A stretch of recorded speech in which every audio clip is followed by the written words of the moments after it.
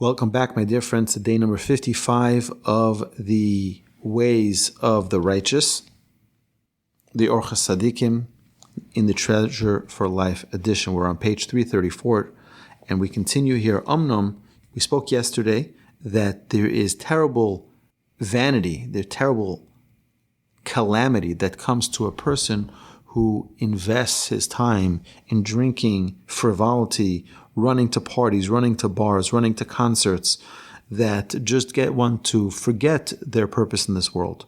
But we know that everything has balance. We've said this so many times. But we know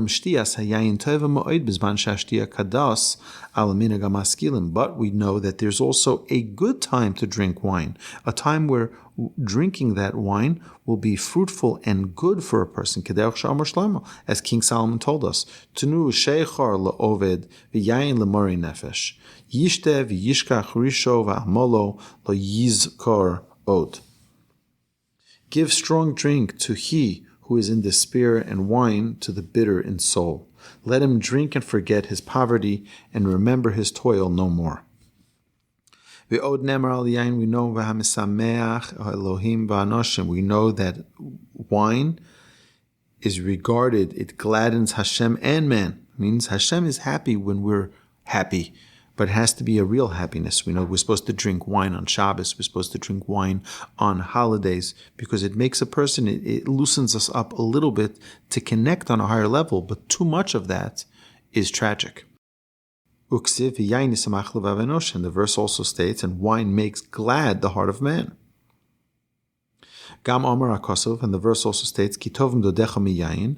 We know that we said your love is better than wine. V'nemar v'chikech ki yayin hatov. Your words are like the best wine.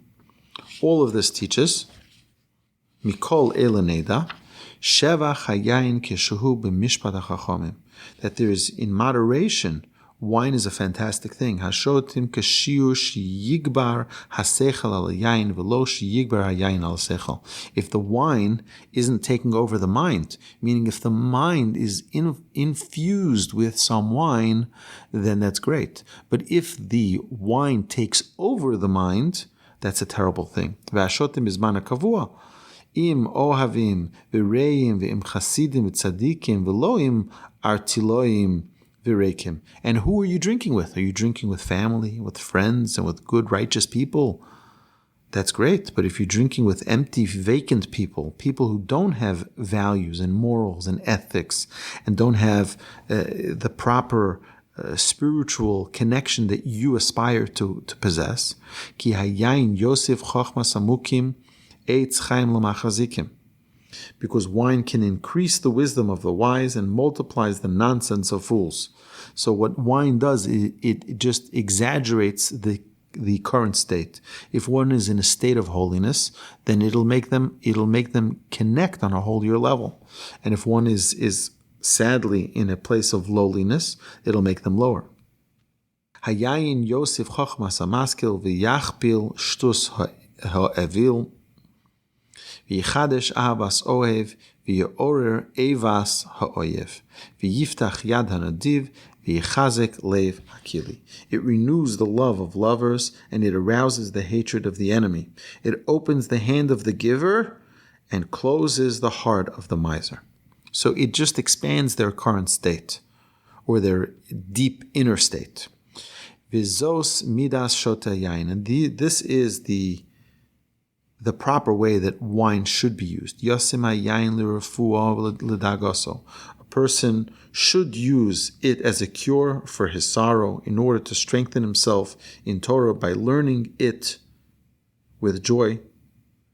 For when one is steeped in sorrow, he cannot learn. Ki kechol zman sh'adam shori b'tzar lo yuchal ilmod.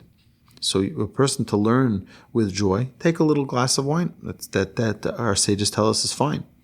V'gam batei din hamitztarin lo yuchlu livor hamishpat. Gam atzar mevatal kavanas halev b'tfilo. Also the pain that one has in his life limits him from being able to pray. Additionally, every court which is in sorrow cannot adjudicate correctly. So we know that someone who's not in a happy state is not going to be able to function properly. Gam kishadam shori betzar, mi shemedaber elav, o mi shemevakish mimeno lasos imo chesed, ein lokach lasos bakoshoso. Also, someone who is in pain, someone who is depressed, can't assist anyone else, and someone's going to ask you for a favor, and you're not going to be able to help. Ein lokach lasos bakoshoso. Iksiv be'eis rotzon anisicha. Lochein, therefore, sages tell us, al derech zo. If you want to drink, this is the way to drink. Don't drink too much.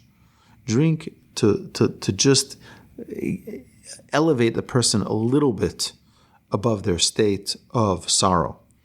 The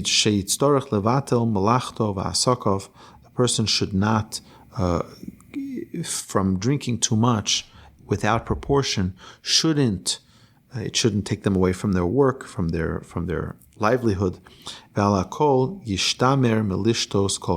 be on top of everything. Make sure not to drink too much. That it'll take you away from your Torah or from your prayer. Or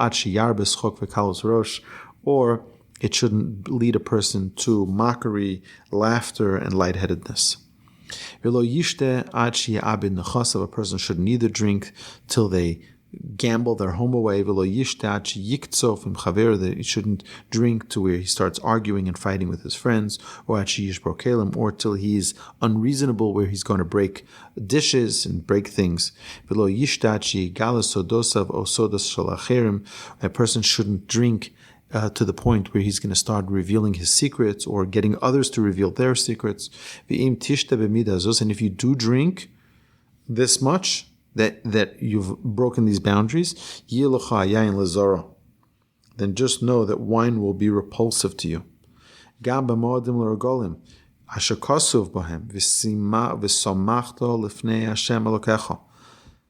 We know that the Torah says you should drink and you should be happy with and glad on the holidays. And it says that on the festivals, Pesach, Shavuot, and Sukkot, we're commanded to be overly joyous. What type of joy that we should drink wine? A person, even then, when we have a commandment, it shouldn't be too much wine. And definitely not with laughter and lightheadedness. Because we know that the verse tells us that if a person serves Hashem inappropriately, that it's not done with a proper fear.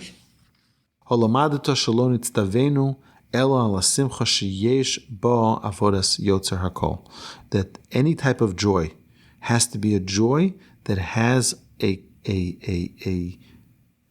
is conducive to the service of our Creator. And